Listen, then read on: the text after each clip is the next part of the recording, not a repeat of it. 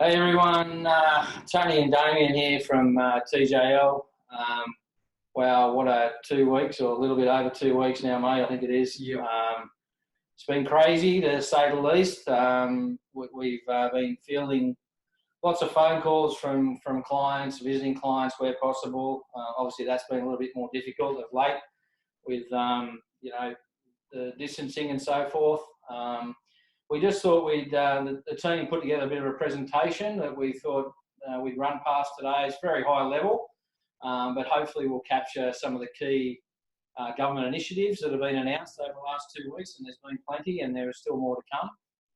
So we're just going to run through these. Again, it's very, very high level, but hopefully it will help you, and it's probably going to arouse more questions, so please send any questions through to our info@tjlbiz.com.au or directly to your manager, should you be a client already.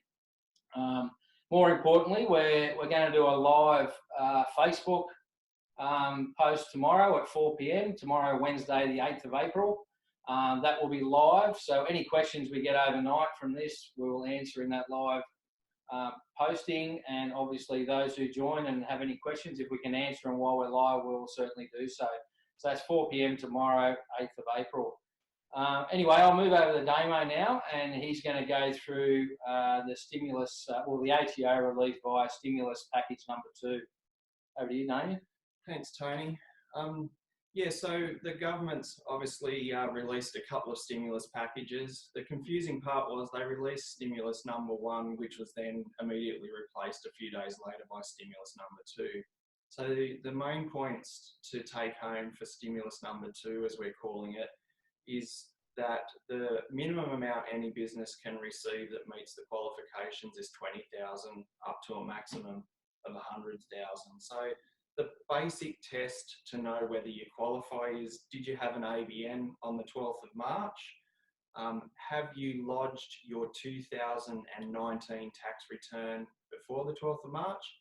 And if you haven't, don't worry, because there's a third test which most businesses will pass anyway, and that's just having lodged your BAS sometime between the 1st of July 2018 up until present. So that's the one where we're going to get most of our clients through on there. So basically we just meet one of those A or B conditions and we're good to go with how it will all work. So basically it's worked out on the PAYG that your business lodges through its BAS, its quarterly or monthly BAS, and then from there we work out the stimulus. So we've got a quick example here to go through. So firstly, we've got Sarah. So she lodges her BAS monthly, yep. And so because we'd already lodged Sarah's January and February PAYG, when we lodge her March PAYG, the legislation allows us to do 300% of her March PAYG. So you can see in the example there that her PAYG would be $15,008, but because we get the 300% uplift, means that the amount of credit that Sarah gets against her account is just over $45,000. Then in April, she gets topped up to the cap of $50,000, so it's paid in two tranches. First $50,000, and then you can see in our example that each month from May through to September, June through to September, when we lodge her PAYG, then Sarah would get the extra $12,500. So 4 times 12.5 gives us the extra $50,000. So therefore, in this case, Sarah's able to receive the full $100,000. The only few other points to note with this one is, regardless of when you lodge your BAS, the ATO is not going to process this till the 28th of April. And then the next thing to know is that if the credit puts you back into a refund position, within 14 days, the ATO would refund that refund back into your nominated bank account.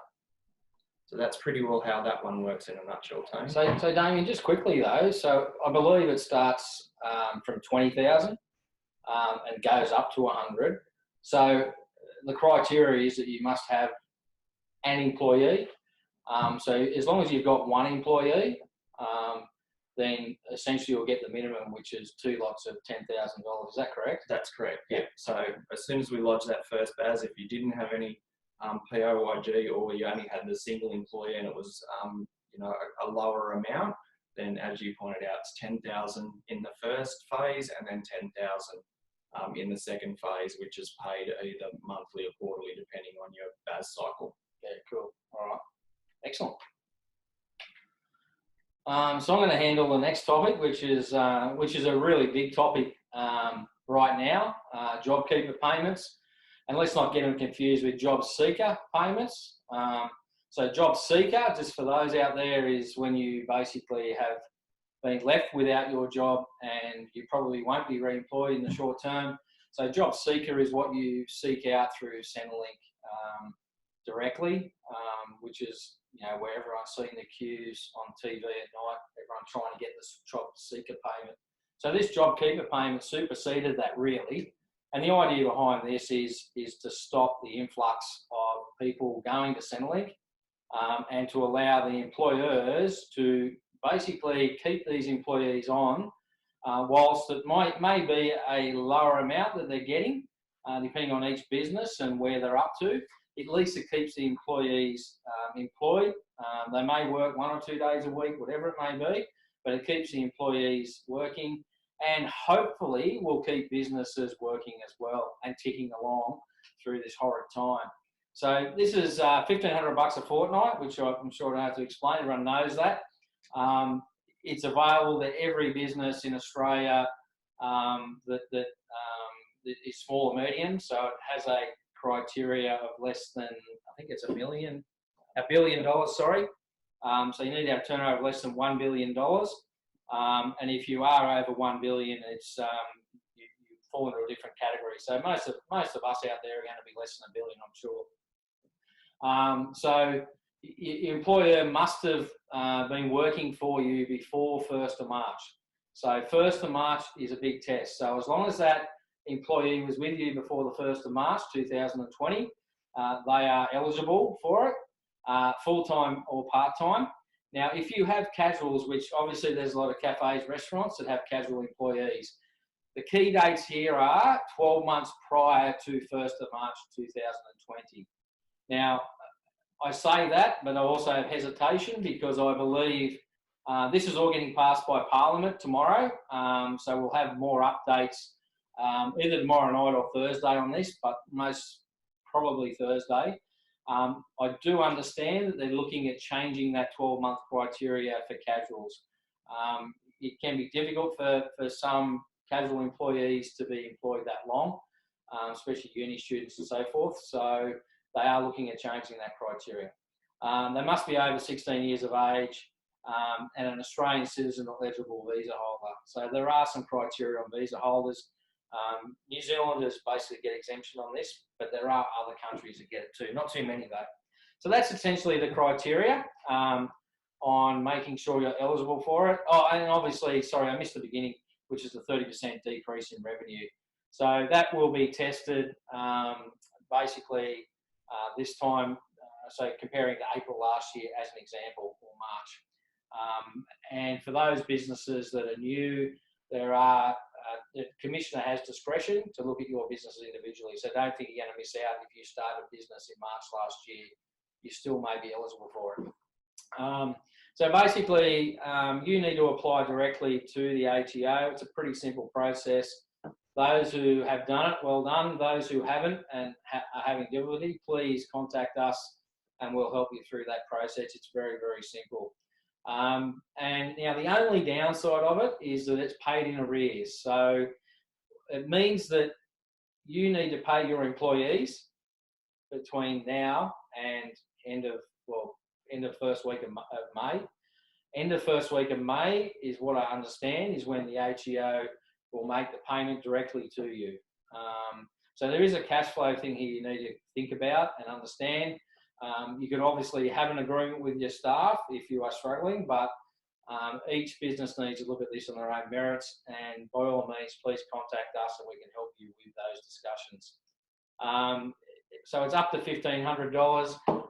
Importantly, though, if you have employees that are paid more than $1,500 and they're still working full time, then you need to pay them their normal wage. It just gives you the minimum amount of $1,500 per staff member. And the other side of the token is that if you have a staff member that may only get, say, $1,400 for that month, for that fortnight, you've got to top them up to the $1,500. Okay. Superannuation is payable, whilst I would probably leave super for now because there's a bit of legislation to pass on how super is going to work on this $1,500. But super generally will be paid on this, is our understanding right now. The other thing too is it obviously is backdated to 30th of March, so that's Monday last week. So essentially the first fortnight started a week ago. And again, it will be paid around about the 7th of May is our understanding right now.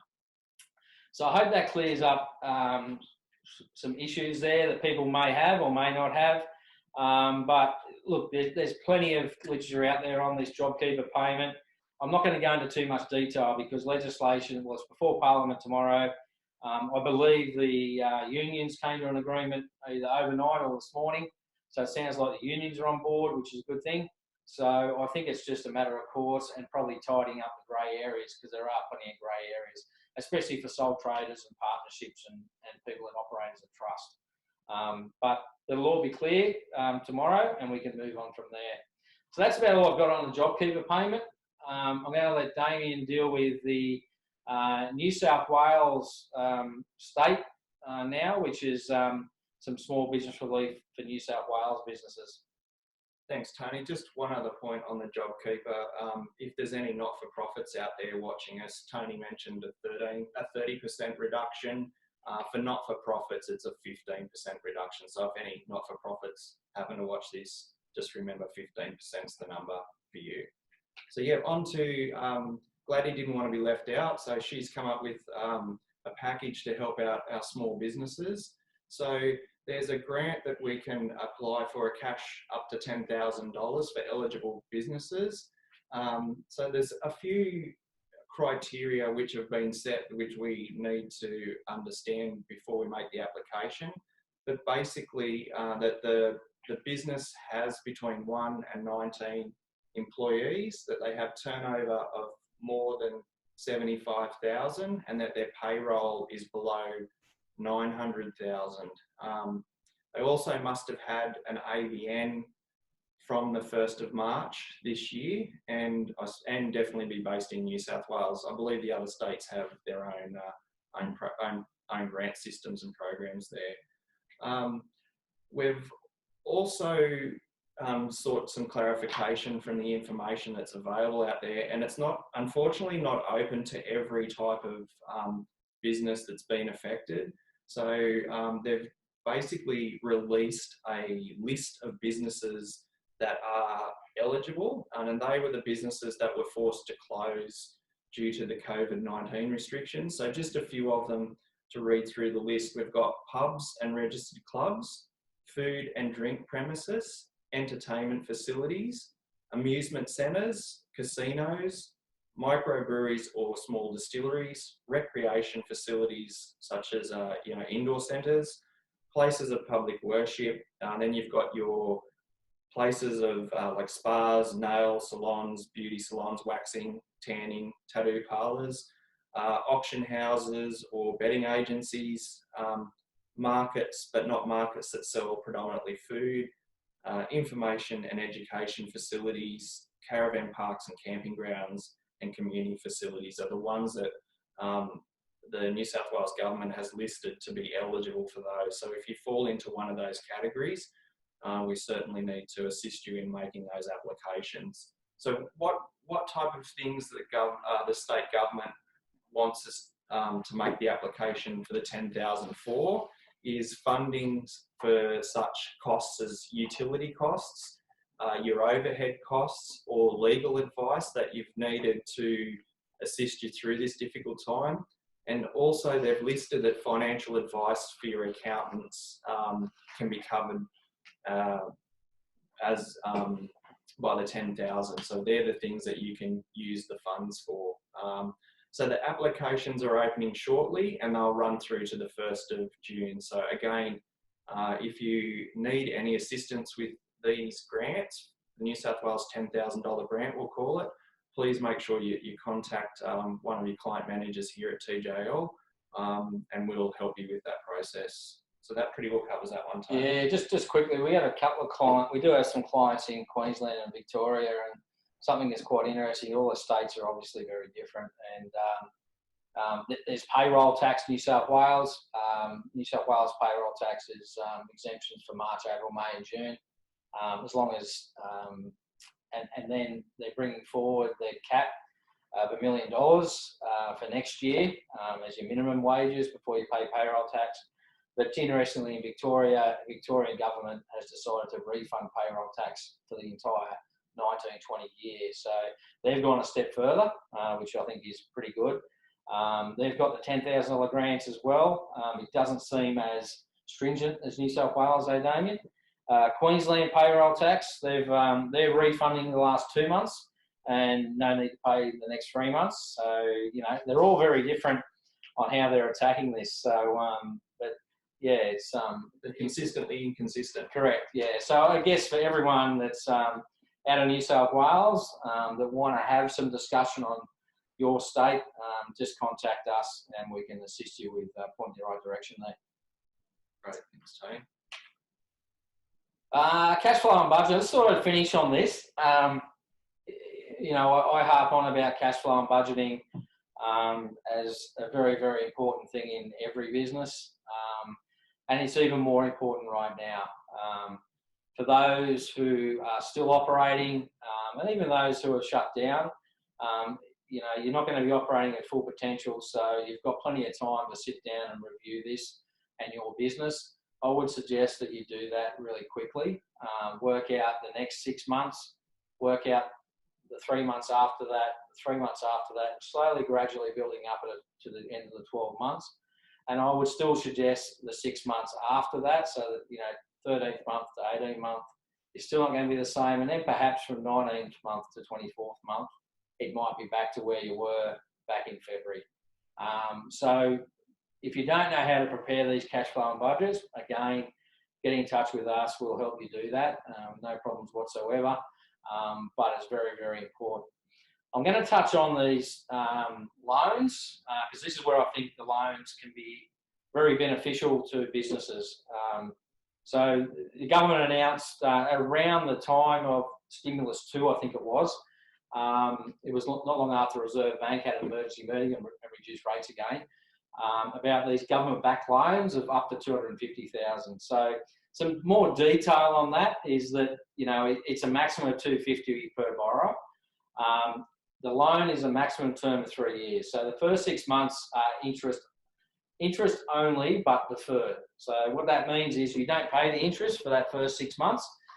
However, it's capitalised.